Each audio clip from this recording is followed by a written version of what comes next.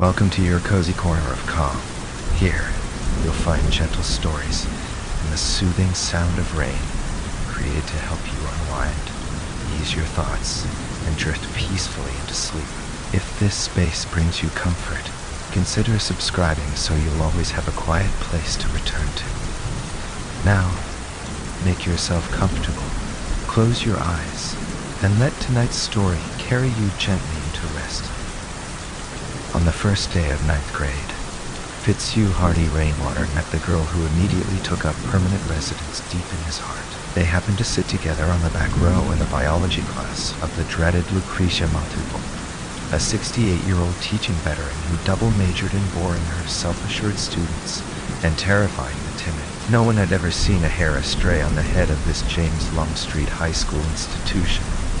Fierce neighborhood association president, proud virgin. She was a dedicated perfectionist who expected nothing less of everyone she encountered. In 46 years of lecturing, she had never permitted a joke to pass her lips, had not missed a single Sunday service at First Baptist Church since hemorrhoid surgery 11 years back, and had lost count of how many days since her last bowel movement. Her science class would have been a nightmare for the easily frightened Fitzhugh, and a bloody bore for the girl sitting next to him, but they immediately bonded, giggling at each other's irreverent cracks about their constipated excuse for an instructor.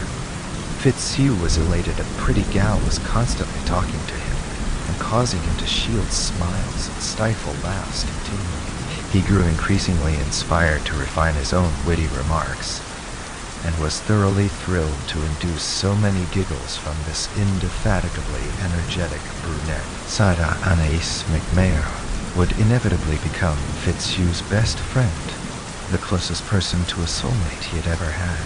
They would laugh through many classes together over the next 4 years as they developed an easy familiarity and bond that proved increasingly soothing, especially after leaving high school, when so many predictable rhythms suddenly dissipated. Zada was temperamentally opposite Fitzhugh, whereas his default mode was shy, quiet, and introspective. She was the center of most any gathering, loud like her mother, and with almost no hesitation. Her vivacious persona, joyful smile, and uninhibited wit made her a hit with all but bores, prudes, and other dedicated idealists. She was amazingly adept at saying what others thought, but did not dare utter aloud, albeit usually with a tart twist that made her instantly memorable and the star of many subsequent stories. She enjoyed legions of friendly acquaintances and few friends because of her penchant for endlessly teasing whoever was present, and her almost complete lack of tact and volume control.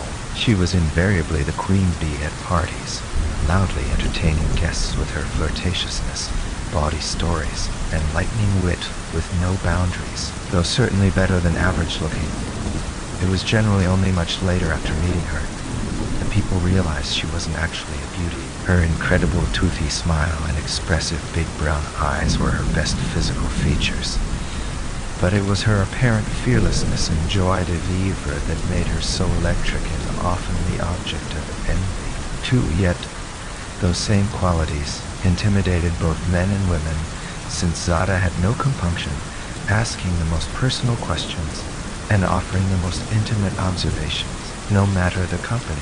Her enjoyment of making others squirm pushed people away. She wasn't mean. She just had an Andy Kaufman-esque curiosity about how people would react in unusual situations.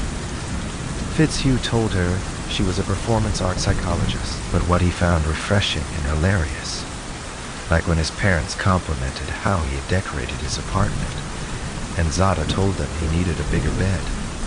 Many others took as insensitive and even insulting. Lots of girls thought she was utterly uncouth and the antithesis of a lady, while most boys found her fascinating, funny, and mildly frightening.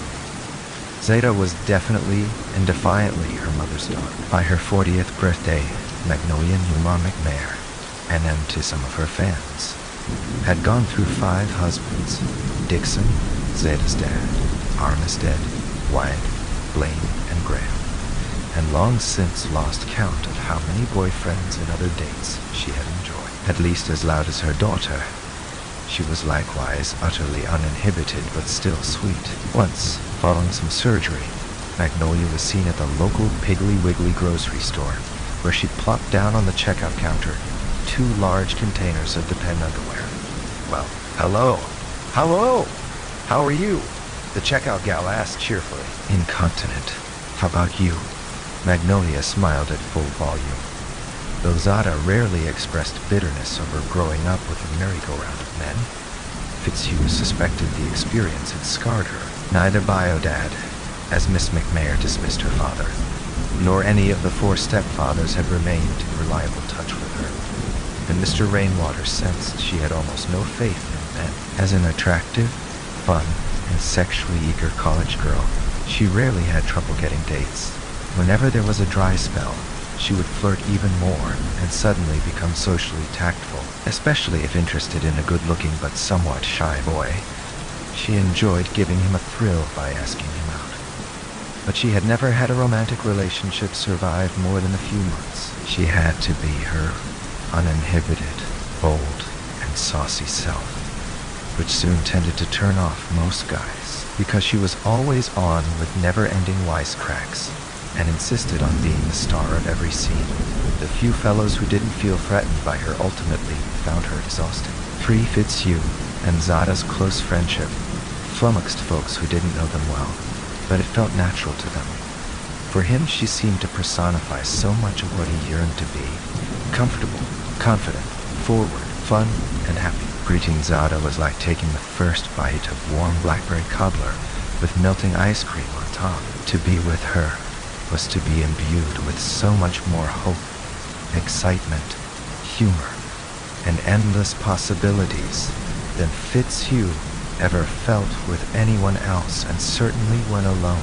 If down and lonely, a call to the Zada phone brought an almost guaranteed endorphin rush, and a visit to her upstairs garage apartment, the Zada pad, was to jump through the looking glass into enchanting Zada land, where Queen Zada held hilarious court.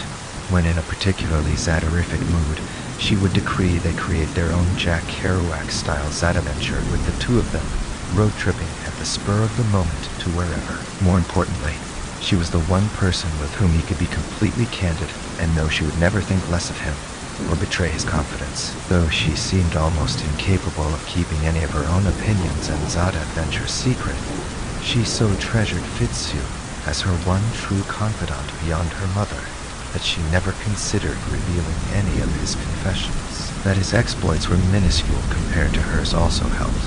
Zada was the sister he never had with whom he could talk about girls and receive only encouragement, advice he wanted to believe was sound, and reassurance. Though his refined and modest mother was temperamentally in another galaxy, Ruby Rainwater soon sussed that her son's lone female friend adored him and could at times even be something of a surrogate mother. Zada made him laugh like no one he ever knew. As well as a partner in loads of exploits he lacked the chutzpah to try on his own. In doing so, she significantly broadened the boundaries of his experience and boosted his confidence. For all, and best of all, though most who knew her would have guffawed at the notion, he saw Miss McMayer as the ideal therapist, since they could and did talk openly about almost anything. Indeed, their total trust had weathered all the rapid changes of adolescence and early adulthood. No matter what fears he conveyed, she could get him to ridicule them, feel less strange. He also enjoyed being able to soothe her concerns and provide a reliable straight male's perspective, which she craved, never having gotten such from any of her 5 father figures. For her, Fitzhugh was about the only guy she had ever liked who hadn't quickly tried to get in her pants.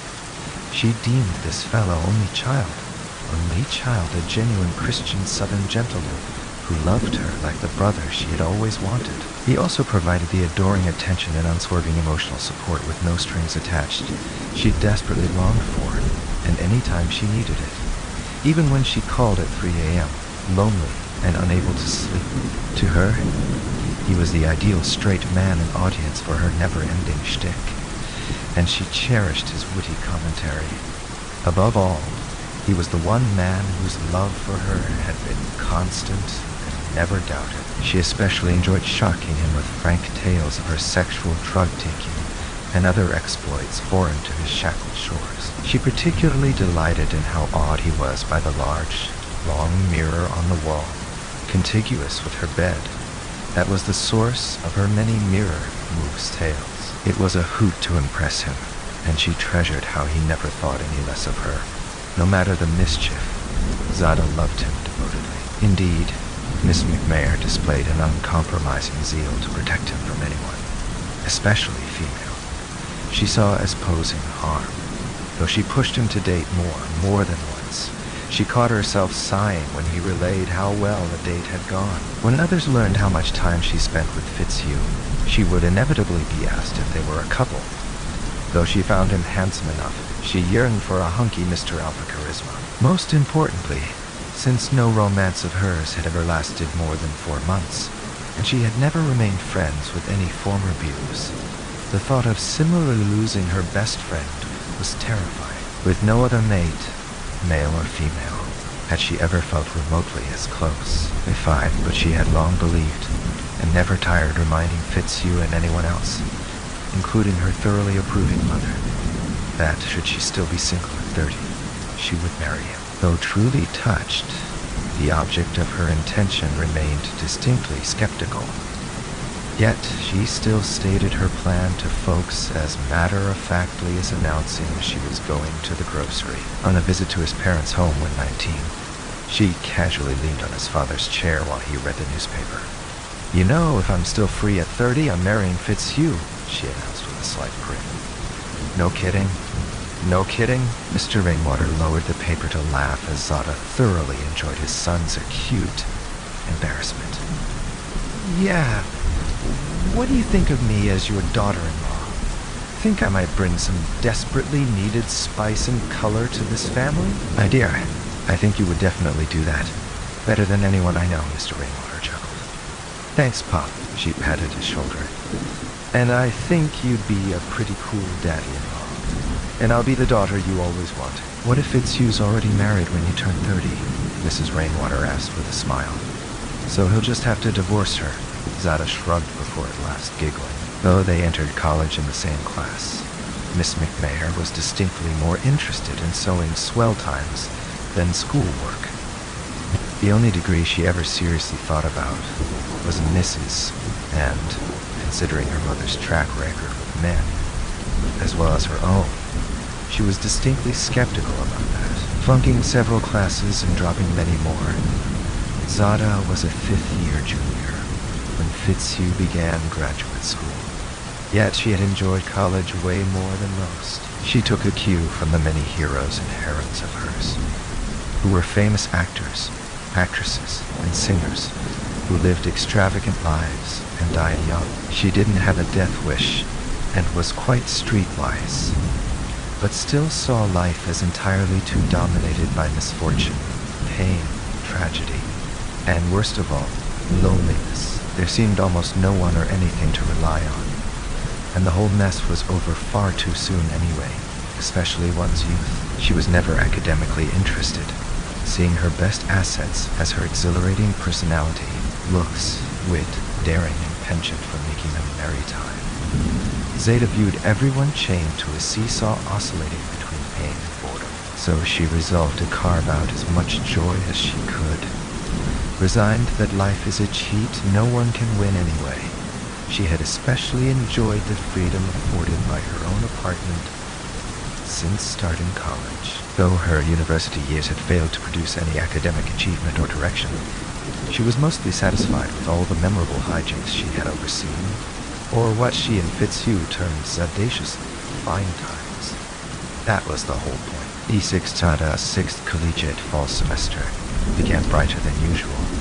She shared none of Fitzhugh's nostalgia for the summer since hers had been exceptionally challenging. The breakup with her boyfriend Dylan, her pronounced loneliness, seeing less of Fitzhugh now that he was dating Amy, and the difficulty of frankly facing her frayed family history through intense analysis with Dr. Shapiro had all made her feel especially vulnerable. but she emerged from the summer stronger as well. She recognized affable. Dylan lacked the assured personality she needed in a mate. Her friendship with Fitzhugh had actually become tighter as she confided in him more. Her stress brought her closer to her mother, and insights gained from therapy appeared to have helped. She had even discovered what felt like a fervent fascination with psychology, and chose it as her new major.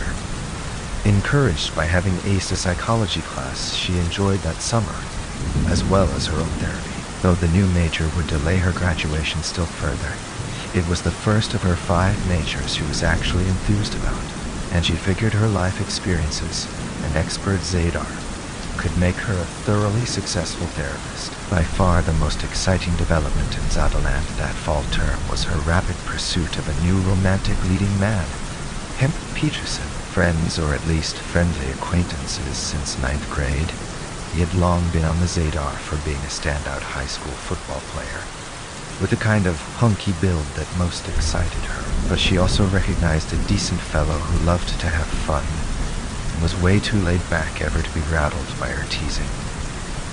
Indeed, he enjoyed it, and returned the favor in a friendly way. She also felt sure she couldn't shock him since they had shared a lot of acquaintances, and many a joint at various parties over the years. Zada took further comfort from the fact his family was alternative like hers. She thought it a hoot how his parents had been, and remained, hippies who ran Spanish Castle Magic, named for a Jimi Hendrix song, an artsy downtown store specializing in tie-dye t-shirts, vintage clothing, Indian jewelry and rugs, psychedelic clothing, Indian jewelry and rugs, psychedelic posters and bongs. After their son, they had Misty Dawn, Crystal Sands, and Petal Rainbow, who had briefly dated Fitzhugh in college. Hemp's name was actually the initials for young Mr. Peterson's full name, Hendrix Eric Morrison Peterson. Zada loved how he was named for the rock stars Jimi Hendrix, Eric Clapton, and Jim Morrison. She envied how the family was close, and all the children chose to work in their parents' shop. She also adored how his whole family called her romantic target Hemp the Vincego. He had long taken a shine to her as well, but though they shared friends and had run into each other often over the years, they never seemed to be both single simultaneously. Though that was no deterrent for Zada, it was for him. Never a type A personality. Even when he wasn't dating anyone, Hemp just never got around to following through on his notions of calling her. Something always seemed to come up. Either other girls seeking him out, getting stoned, or both. Operation Hemp, as Zada declared it, began one early evening in late August.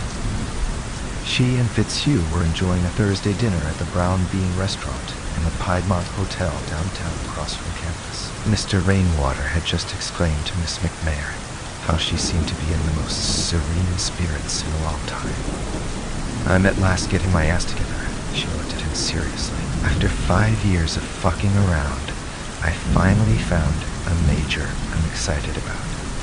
I'm facing up to some big psychological problems I avoided my whole life, and I'm convinced I can be a super shrink. Shoot, with as many problems as I've got, as streetwise and Zeta intuitive as I am, with my love of gossip, the juicier, the better, and my awesome personality, who wouldn't want to have his head shrunk by Queen Zada?" She spread her arms and flashed her most satirific smile. At that moment, Hemp Peterson slowly wandered into the restaurant, looking even more laid back than usual, with his hair unkempt and part of his tie-dye t-shirt hanging out of his blue jeans. At first, Fitzhugh thought he might be stoned. It was certainly unusual to see him alone. "Hemp!" Zada called excitedly, motioning to him to come over to their table. He smiled, waved, and walked their way. "Well, hey there, sexy man. What's afoot in happy Hempland?" "Ah, not too much, I guess." He started to say more, but scratched his head, looked at the floor, and chuckled sheepishly.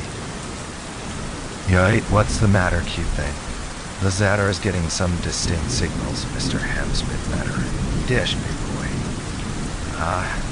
It's all right, I suppose." "Don't you lie to me, Hemp Peterson. I've known you way too long to fool. Seriously, What's up, babe?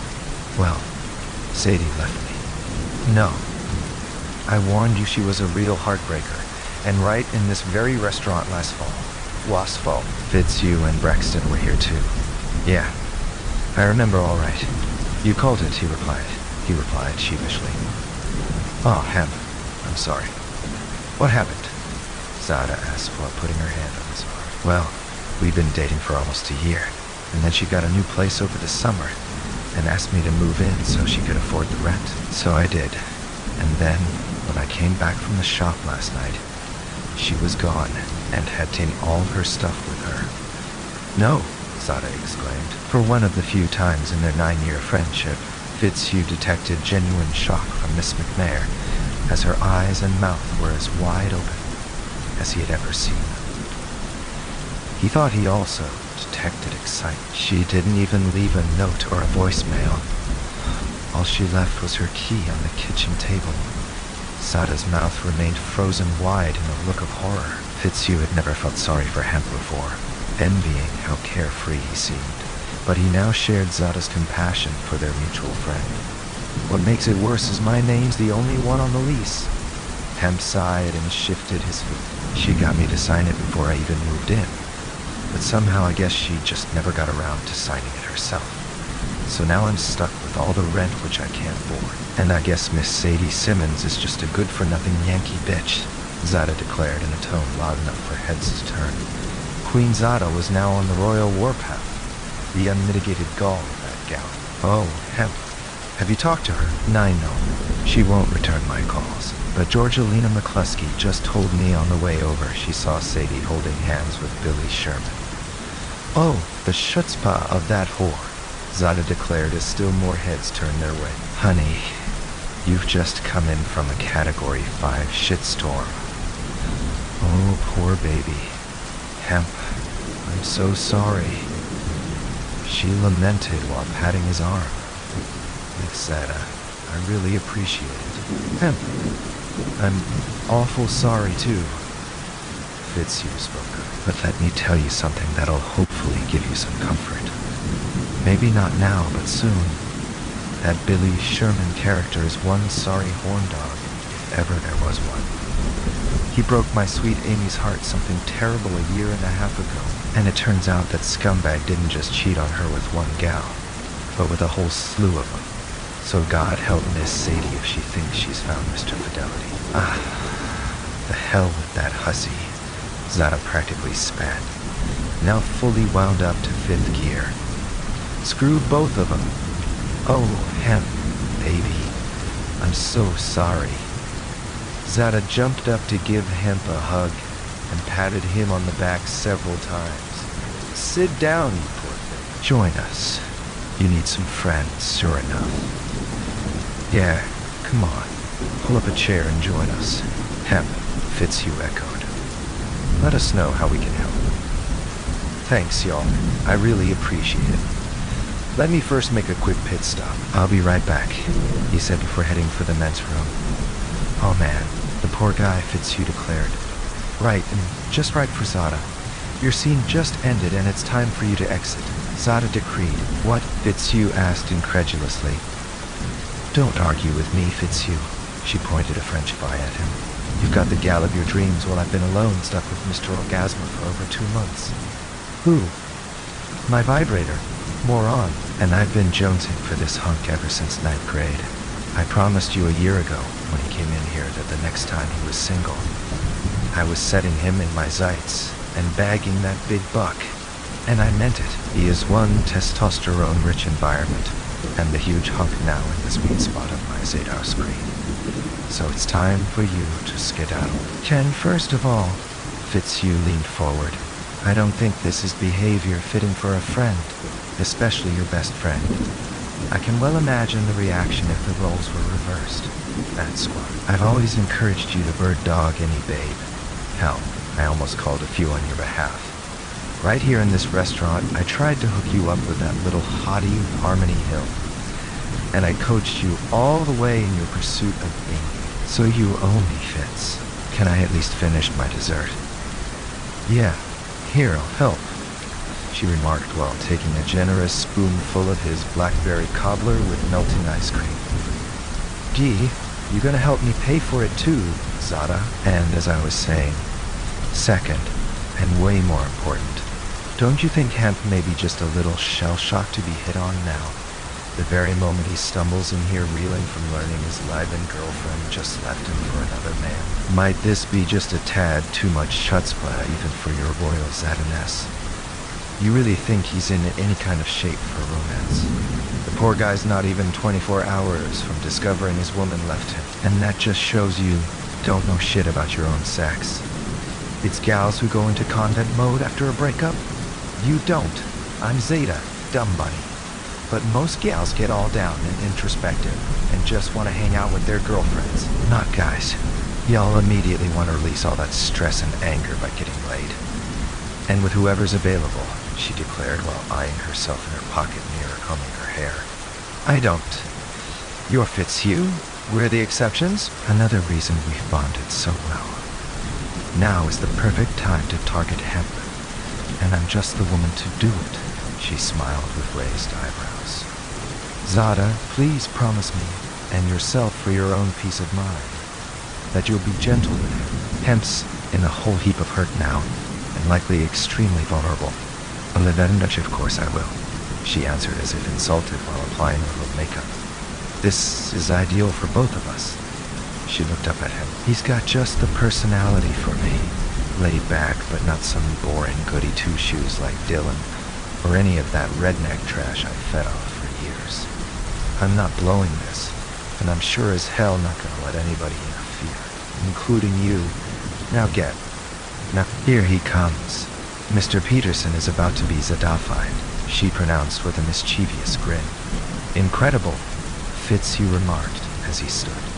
This is off the charts, Zada, even for you. Just remember, the man has some mighty raw nerves exposed, and is really reeling.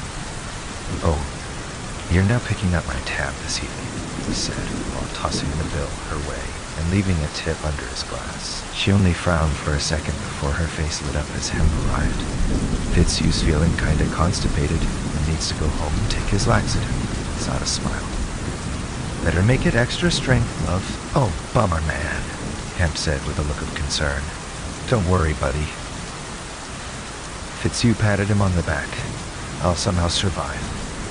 Zada wants to treat you to dinner, Hemp, and I think that's a real fine idea too. Y'all have fun, he said as he shook Hemp's hand before leaning down to give Zada a peck on the cheek and whisper in her ear. Gentle, with her eyes never leaving Hemp's, she quickly patted Fitzhugh's back and immediately began chatting up the target. Before he got out the door, Fitzhugh couldn't help but chuckle. Late the next afternoon, while grading the first fall freshman essays in his teaching assistant's office, Fitzhugh's personal phone rang. It was the Zadaling. This should be intriguing, he figured. Mission accomplished? He asked dryly. Her Zadaness can report Operation Hemp is a total success, she declared in an ebullient tone. The target has been captured. Completely. A 12-3 cheers for her sexiness. Just please treat him with care, and don't abandon him after 20 minutes, Fitzhugh replied. How dare you? Well, your track record is pretty replete with just that. Exhibit A, Dylan Miller. This is totally different, and you know it. Hem's been on the Zadar ever since I was a child, and I learned last night Miss McNair's been on his a long time too. And did I ever? Good. Wanna hear some details? Lots of exciting mirror moves to share. Please, no, you have changed, Fitzy. Thank you. Miss Amy has totally tamed you. I prefer civilized, but tamed will do. Me and Hemp are so meant for each other, Fitzhugh. We had such fun talking and laughing. He brought a joint over, and we got major mellow, but not laughing ourselves on the floor. And then had some super stoned sex. Okay? Well, I'm glad y'all made a fun evening. I gather you definitely picked up his spirits. Straight up, she giggled. Double entendre detected. Score 1 for Zada. You're just jealous. Admit it, Fitz. Oh yeah, I'm shattered. I think I better break up with Amy to become the next big target on the Zadar screen. Too late, love. The Zadar's been disconnected. Hemp and I are now a couple. Fasten your seatbelt, honey, and prepare to be jealous. I'm closing down the Zada pad to move in with Hemp. You are kidding, he gasped in a loud voice before cringing he could have been heard in the hall. Nope. He needs help paying the rent and totally quick. Oh, Zada, listen to yourself. This is insane. You have a one-night stand, the nerve of you. I've known him since the first day of 9th grade, and so have you. Purity, you have sex with the guy one time. Oh, we got down and dirty way more than once, and the promised land was reached. Many times, she volunteered, with a triumphant giggle. Zada, listen to me. I'm totally serious and implore you to please me too. Look, I don't begrudge you a great time with Hemp, and I'm genuinely happy y'all hit it off so well. But, as your longtime best friend who knows you pretty well, please take some time to think before you move in with someone. You've never lived with a man. You wouldn't even have a female roommate. At least date him for a few months. Oh, don't blow a bow, big boy. In fact, Fitzhugh, you know what you're becoming. A big fucking hypocrite. You moved in with little Miss Amy on y'all's first date, and have lived there ever since, Zada declared defiantly. That is so unfair. First of all, I'd gotten to know her thoroughly after hours and hours of talks in the office for 4 months while she was still my student.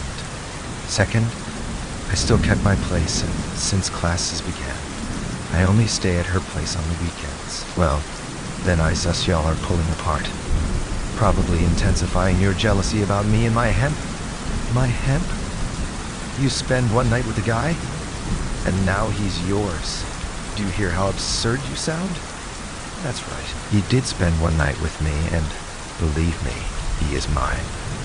If you'd grabbed the opportunity when you had the chance with me, you'd know exactly what I mean. Zada, can we please return to reality? Just what do you think your mother would say about your moving in with a man after one date? And heck, it wasn't even a real date. I don't give one sexy damn what she says about it. Zada answered angrily. Sounds to me like you've already talked with her, and she agrees with me. He observed. 14. Who the hell is she of all people to give me, or anyone advice about men?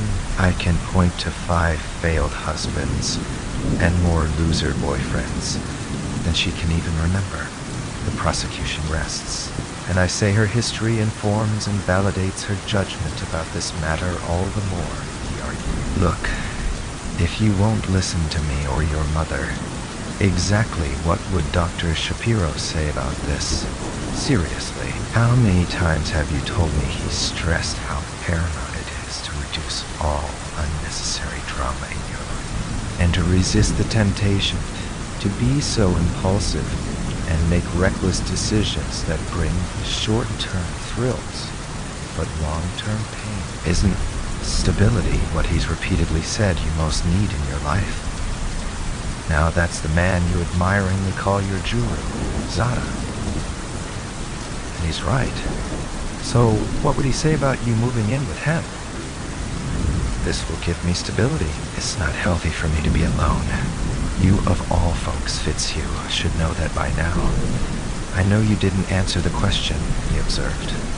Well, she said before pausing, who says he has to know? Oh, Zada, he's your therapist, for heaven's sake.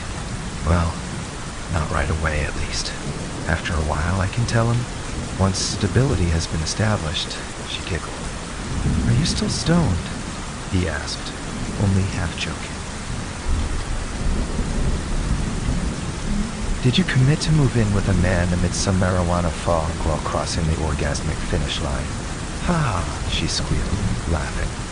No, but if he'd asked me then, I likely would have. But seriously, Fitzhugh, he's broke and needs help paying the rent, and his is the only name on the lease which the landlord's already told him he can't get out of. Zada, Hemp's a big boy, and I can sure vouch for that.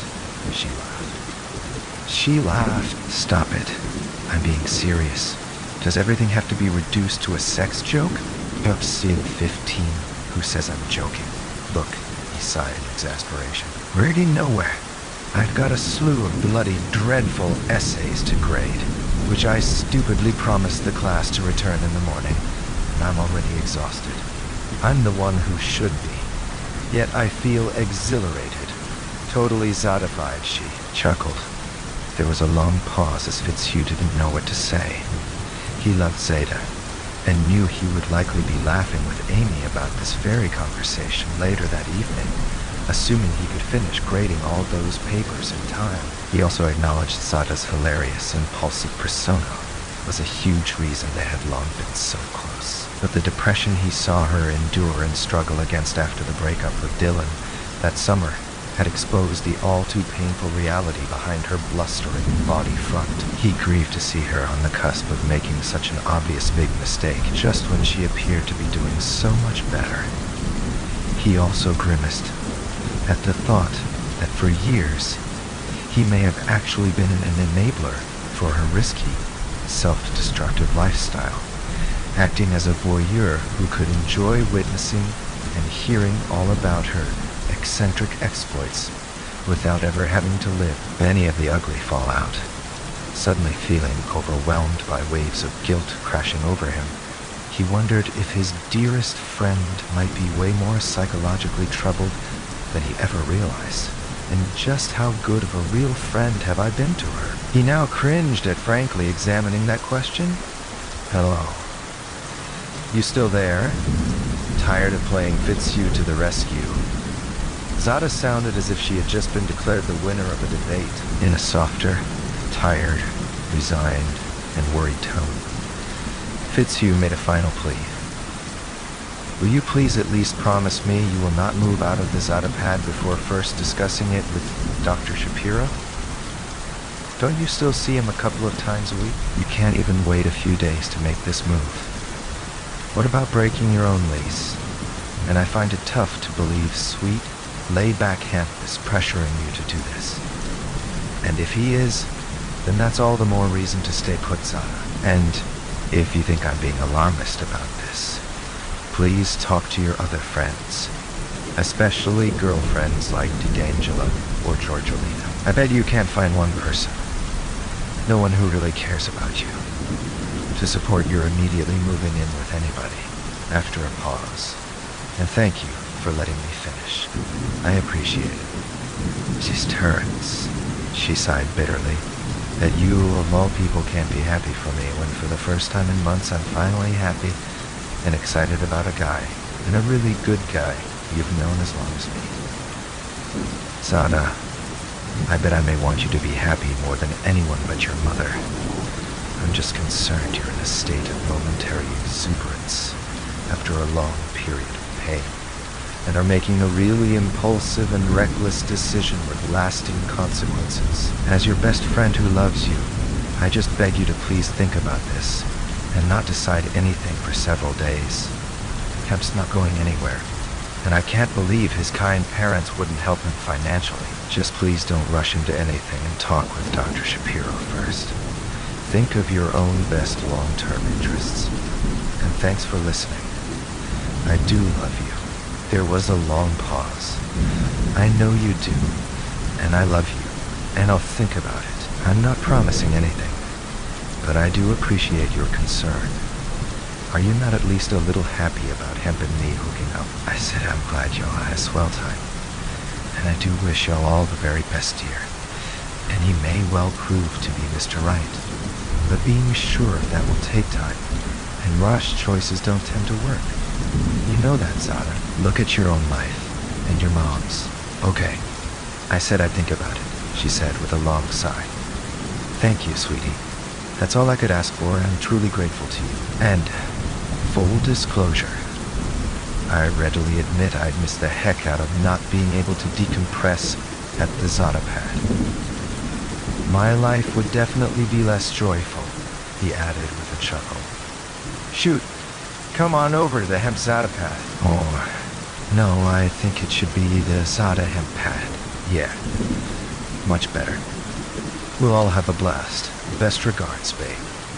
But just remember, he hesitated and quickly cupped the phone to hide a chuckle. You're still mine at 30, he barely managed to finish before they shared a laugh. 17, it would be a pronounced relief for all who loved or cared about her when Zada didn't move in with him.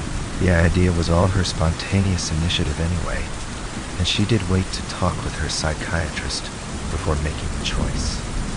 He strongly advised against it, as had her mother, Fitzhugh, D'Angela, and Georgelina. So Zada decided to at least delay the move. But, to the delight of those who knew her, that fall, she and Hemp still became a couple who appeared quite compatible. His folks helped him out financially, and his old buddy Braxton Bragg Cunningham agreed to move in with him to split the rent. Handy almost came the news of Indios, sweetheart. Pardon, Sir dear, and will be. Later that fall, Fitzhugh would make a special visit to the Zada pad since he was sure Zada would be hurt without advance notice. He was about to propose to his girlfriend, Amy, though believing Zada would strongly support him. Knowing how Amy had made him happier than ever, he still wanted everything to be just right before offering the ring to her. Now that Zada and Hemp had been dating for almost 2 months, he also believed she would not be jealous. Zada, he announced after visiting for a while, I want to show you what I'm going to offer Amy tomorrow evening. And, as my dearest, closest friend, I'd really like your blessing, he said gently upon sharing the ring. Oh, Fitzhugh, it's lovely, Zada proclaimed. You're proposing to her, and she's not even pregnant. She laughed and hugged him. Unfortunately, I couldn't afford an expensive one. I sure hope she never asks how much this one cost. Mama and Daddy loaned me some of the money for it. Oh, who cares? Amy won't. Shoot. She'll be thrilled you got this for her. But do be sure and tell her you had to borrow money for it. So how you gonna propose? Are you taking her to an expensive restaurant?